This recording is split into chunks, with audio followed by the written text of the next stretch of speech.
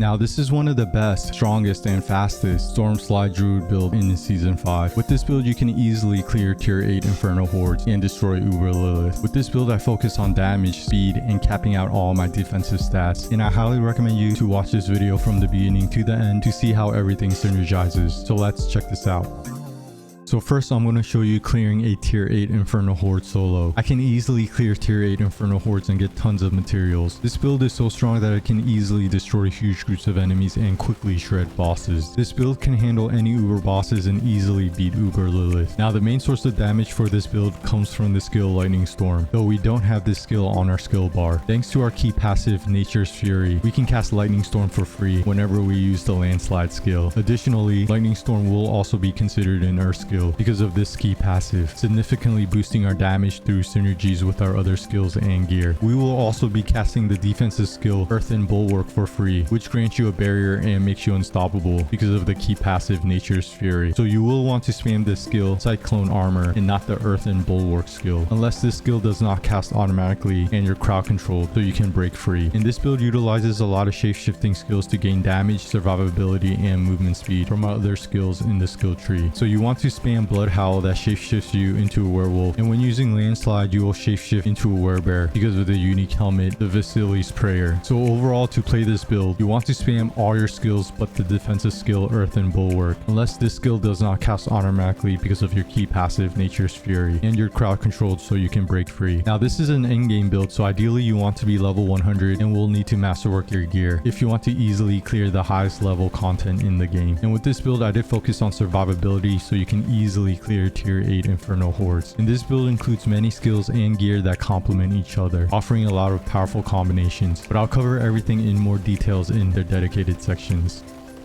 Okay, so next for the skills. Now the basic skill I'm using is Claw, and this skill will shapeshift you into a werewolf and damage an enemy in front of you. Now we are rarely going to use this basic skill because this build will have tons of spirit regeneration where we don't need to use the basic skill. But if by any chance you are low on spirit, you can use Claw to regain your spirit. The next skill I'm using is Landslide, and this skill will summon earth pillars to damage enemies. This is our key skill for triggering Lightning Storm, which deals massive damage. Due to our key passive Nature's Fury, we can cast Lightning Storm for free whenever we use Landslide. Additionally, Lightning Storm will also be considered an Earth skill because of this key passive, significantly boosting our damage through synergies with our other skills and gear. And since we're using the unique helmet, the Vasily's Prayer, we'll be able to shapeshift into a werebear when using Landslide, which will greatly increase our defense and survivability. The next skill I'm using is Cyclone Armor, and this skill will surround you with powerful winds. This skill has a passive ability that grants you non-physical damage reduction. Now when you activate this skill, the surrounding wind will expand around you, knocking back and dealing damage to enemies. And because of the key passive Nature's Fury, we can cast the Earth and Bulwark skill for free, so you do want to spam this skill. The next skill I'm using is Blood Howl, and this skill will shapeshift you into a werewolf that howls, healing you and increasing your attack speed. Killing enemies will reduce the cooldown for this skill, and shapeshifting into a werewolf will increase your stats because of your other skills in the skill tree. The next skill I'm using is the ultimate skill Petrify, and this skill will encase nearby enemies in stone, stunning them and greatly increasing your critical strike damage. Additionally, killing petrified enemies or hitting a petrified boss will reduce this skill's cooldown. Now we'll use this skill primarily for crowd control and to significantly boost our damage against bosses. And the last skill I'm using is Earth and Bulwark, and this skill will surround you with rocks, granting you a barrier and making you unstoppable. Now ideally you want the key passive Nature's Fury to cast this skill for you automatically, so you should generally have this skill active all the time. But if for any reason this skill doesn't cast automatically and you find yourself crowd controlled, you should manually activate it to break free. However, most of the time you won't need to cast this skill on yourself, as the Nature's Fury key passive will handle it for you.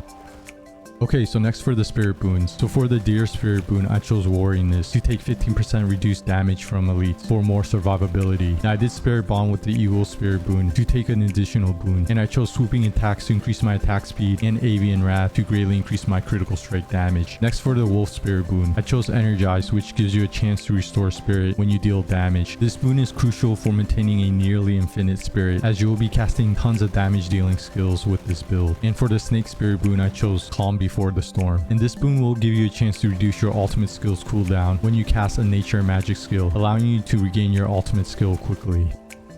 Okay, so next for the skill tree. And for this skill tree, I am utilizing a lot of nature skills and shape-shifting skills to increase my damage, survivability, and movement speed. And I'll have this full skill tree layout in a D4 build planner in the description below. So starting with the basic skills, I put 1 point into claw and a point into enhanced claw. And this skill will shape-shift you into a werewolf and damage an enemy in front of you. Now we're rarely going to use this basic skill because this build will have tons of spirit regeneration, so we don't need to use the basic skill. But if by any chance you are low on spirit, you can use claw to regain your spirit. Next for the core skills, I put 5 points into lightning storm, a point into enhanced lightning storm, and a point into raging lightning storm. Although lightning storm won't be on our skill bar, it's our main damage dealing skill. Because of our key passive nature's fury, we can cast lightning storm for free whenever we use landslide. Additionally, lightning storm will be considered an earth skill due to this key passive, significantly boosting our damage through synergies with our other skills and gear. Next, I put 1 point into landslide and a point into enhanced landslide, and this skill will summon earth pillars to damage enemies. This is our key skill for triggering lightning storm, which deals massive damage due to our key passive nature's fury. And since we're using the unique helmet, the Vasili's prayer, we'll be able to shapeshift into a werebear when using landslide, which will greatly increase our defense and survivability. Next for the defensive skills, I put 1 point into earth and bulwark and a point into enhanced earth and bulwark, and this skill will surround you with rocks, granting you a barrier and making you unstoppable. Now, ideally you want the key passive nature's fury to cast this skill for you automatically, so you should generally have this skill active all the time. But if for any reason this skill doesn't cast automatically and you find yourself crowd controlled, you should manually activate this skill to break free. However, most of the time you won't need to cast this skill on yourself, as the nature's fury key passive will handle it for you. Next, I put 1 point into cyclone armor, and this skill has a passive ability that grants you non-physical damage reduction. Now when you activate this skill, the surrounding wind will expand around you, knocking back and dealing damage to enemies, and you will want to spam this skill because of the key passive nature's fury, so we can cast the earth and bulwark skill for free. Next, I put 1 point into blood howl, a point into enhanced blood howl, and a point into preserving blood howl, and this skill will shapeshift you into a werewolf that howls, healing you and increasing your attack speed. Killing enemies will reduce the cooldown for this skill, and shapeshifting into a werewolf will increase your stats because of your other skills in the skill tree. Next, I put 1 point into ancestral fortitude and 3 points into vigilance, which you will gain damage reduction after using a defensive skill. Next, for the champion skills, I put 3 points into nature's reach, and this skill will greatly increase your damage to distant enemies. Next, for the wrath skills, I put 3 points into elemental exposure, and this skill will give your storm skills a chance to apply vulnerable to enemies, which will greatly increase your damage against them. Next, I put 1 point into crushing earth, which will increase your earth skills damage against slowed, stunned, immobilized, or knockback enemies. And then 1 point into safeguard, which will grant you fortify when you critically strike an enemy with your earth skills. And 3 points into stone guard, which will greatly increase your earth skills damage when you're fortified for over 50% of your maximum life. And because of the key passive nature's fury, your lightning storm skill will be considered an earth skill. Next, I put 1 point into neurotoxin, and this skill will slow enemies that are poisoned. And then I put 3 points into envenom, and this skill will greatly increase your critical strike damage against poison enemies. Now we can apply poison damage to enemies through the legendary node, the constricting tendrils legendary node on the Paragon board. And next, I put 3 points into mending, and this skill will increase the healing we receive and greatly increase our maximum life while in werebear form. And with this build, you will mostly always be in werebear form because of the unique helmet, the Vasili's prayer, and always casting the landslide skill. Next, for the ultimate skills, I put 1 point into petrify, a point into prime petrify, and a point into supreme petrify. And this skill will encase nearby enemies in stone, stunning them and greatly increasing your critical strike damage. Additionally, killing petrified enemies or hitting a petrified boss will reduce this skill's cooldown. Now we use this skill primarily for crowd control and to significantly boost our damage against bosses. Next, I put 3 points into defiance, which will increase your nature magic skills damage to elites. And then I put 3 points into natural disaster, which states your earth skills deal increased damage to vulnerable enemies, and your storm skills deal increased damage to stun, immobilized, or knockback enemies. Next, I put 3 points into quick shift, which will greatly increase your damage when shape-shifting into a new animal form. And then 3 points into heightened senses, which will either give us damage reduction when shape-shifting into a werebear or increased movement speed when shape-shifting into a werewolf. And the damage reduction and movement speed bonus is doubled when both bonuses are active. And since we are spamming shape-shifting skills, it is very easy to maximize both these skills. And next, I put 3 points into defensive posture, and this skill will increase the amount of fortify you gain and grant you damage reduction, which is really good for survivability. And last but not least, for the key passive, I put 1 point into nature's fury, and this states casting an earth skill has a 35% chance to trigger a free storm skill of the same category, and vice versa. In addition, these free skills count as both earth and storm skills, so this key passive is very important for this build. It will allow you to cast lightning storm for free whenever we use the landslide skill, skill. Additionally, Lightning Storm will also be considered an earth skill because of this key passive, significantly boosting our damage through synergies with our other skills and gear. And with this key passive, we'll be casting the defensive skill Earth and Bulwark for free when we cast Cyclone Armor. Okay, so that's the full skill tree layout for this build to easily destroy huge groups of enemies and shred bosses while having tons of survivability. And this build can easily clear tier 8 Infernal Hordes. And I'll have this full skill tree layout in a D4 build planner in the description below.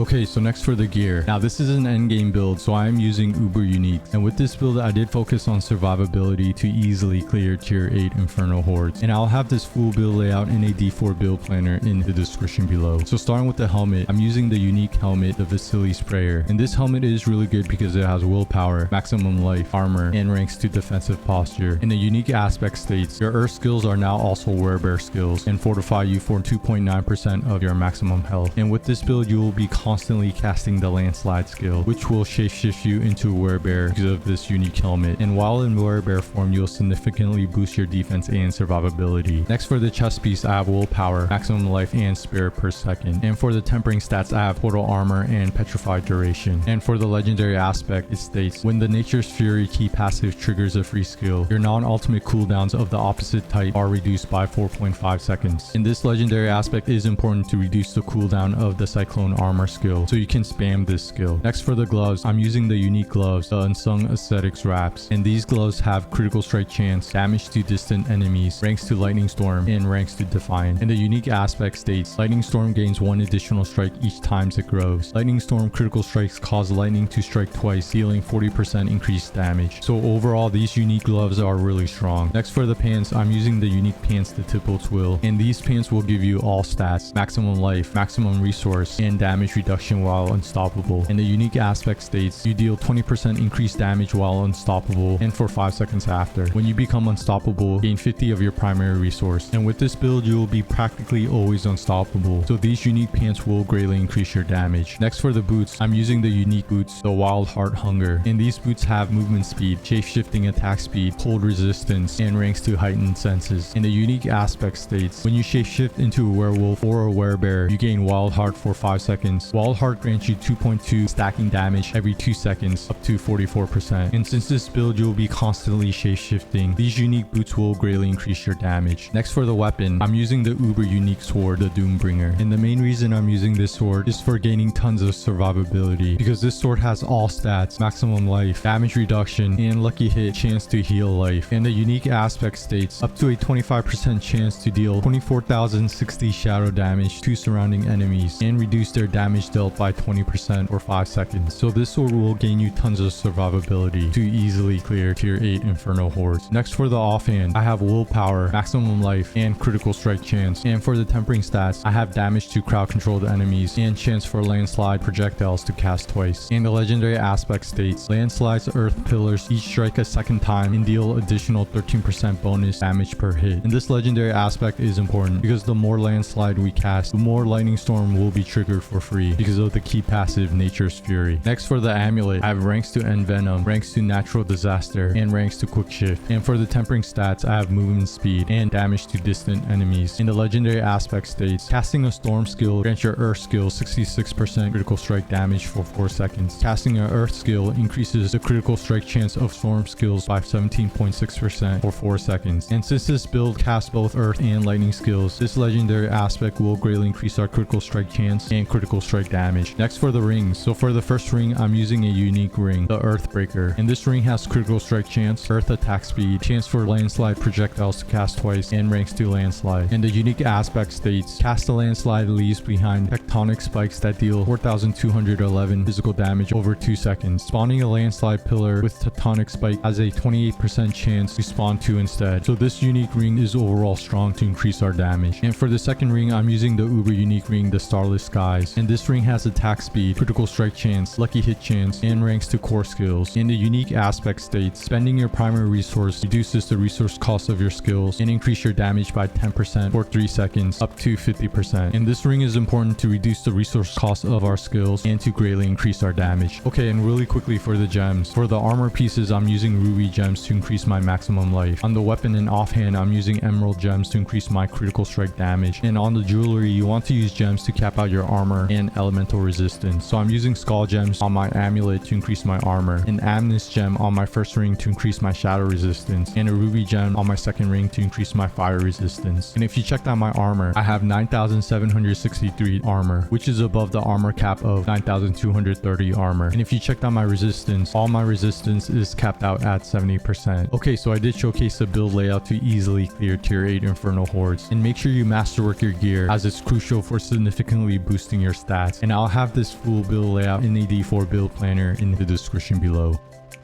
Okay, so next for the Paragon Board. Now, this is a fully optimized Paragon Board at level 100 for this build. And with this Paragon Board, I did maximize my damage and survivability to easily clear tier 8 Infernal Hoards. Now, I'm just going to quickly go over this Paragon Board, going over the important notes and glyphs. But I'll have the full Paragon Board layout in a D4 build planner in the description below. So starting with the starter board, I'm using this Spirit Glyph. And the additional bonus states, critical strikes increase the damage an enemy takes from you by 2% for 20 seconds up to 12%. So this glyph will greatly increase your critical strike damage. The next Paragon Board I took is Constricting Tendrils, and the glyph I'm using is Earth and Sky. And the additional bonus states, nature magic skills deal 10% increased damage to crowd controlled or vulnerable enemies. And since this build uses a lot of nature magic skills, this glyph will greatly increase your damage. I also took the legendary node Constricting Tendrils, and this states, lucky hit, nature's magic skills have up to a 15% chance to entangle the enemy with vines, immobilizing them for 2 seconds and poisoning them for 150% of the base damage dealt over 4 seconds. So this legendary node is very important to easily apply poison damage to enemies, which will greatly increase our damage when paired with the skill Envenom. And this legendary node is also good for crowd control. And make sure you take this rare node Superiority to increase your damage to crowd controlled enemies and increase your maximum life. Now, I did split this Paragon Board into 2 directions. So first heading left this way, and the next Paragon Board I took is Earth and Devastation, and the glyph I'm using is Keeper. And the additional bonus states, you and your champions deal 10% increased non-physical damage. So this glyph will greatly increase your Lightning Storm's damage. I also took the legendary node Earth and Devastation, which states, your Earth skills deal 10% increased critical strike damage, increased by 20% of your damage versus crowd controlled bonus up to 60%. Now, since this build has a lot of damage versus crowd control bonus, this legendary node will greatly increase your Earth skills damage. And because of the key passive Nature's Fury, your Lightning Storm skill will be considered an Earth skill. And make sure you take this rare node Oppress to increase your damage to crowd controlled enemies. Then heading down this way, and the next Paragon Board I took is Survival Instincts, and the glyph I'm using is Fulminate. And additional bonus states, you deal 12% increased lightning damage to both healthy and injured enemies. So this glyph will greatly increase your damage to healthy and injured enemies when you cast Lightning Storm. I also took the legendary node Survival Instincts, which states, while in werebear form, you deal 1% increased damage up to 60% for every 1% difference in current life percent between you and your enemy. And since this build has a lot of life and majority of the time you will be in werebear form, this legendary node will greatly increase your damage. And make sure you take this rare node Bulwark to gain damage reduction while fortified, which is really good for survivability. Then heading left this way, and the next Paragon Board I took is Heightened Malice to take this legendary node, which states, while there are 3 or more poison enemies nearby, you deal 45% increased damage. And we are able to do poison damage because of another legendary node, the Constricting Tendrils legendary node. Okay, now heading back to the Constricting Tendrils Paragon Board and heading right this way. The next Paragon Board I took is Thunderstruck, and the glyph I'm using is Werebear. And the additional bonus states, you gain 15% damage reduction while in Werebear form. And because of this build, we'll be mostly in Werebear form. This glyph will greatly increase your survivability. I also took the legendary node Thunderstruck, which states, storm skills deal increased damage equal to 20% of your damage versus close and damage versus distant bonus up to 60%. And since this build has tons of damage versus distant bonus, this legendary node will greatly increase your damage. Then heading up this way, and the last Paragon Board I took is Ancestral Guidance to take this legendary node, which states, after spending 75 spirit, you deal 30% increased damage for 5 seconds. And this build will spend a lot of spirit, so this legendary node will greatly increase your damage. Okay, so that's a fully optimized Paragon Board at level 100 for this build, for maximizing your damage and survivability. And you want to get your glyphs to at least level 15 plus to be able to get the additional bonus. And like I mentioned before, I'll have this full Paragon Board layout in a D4 build planner in the description below.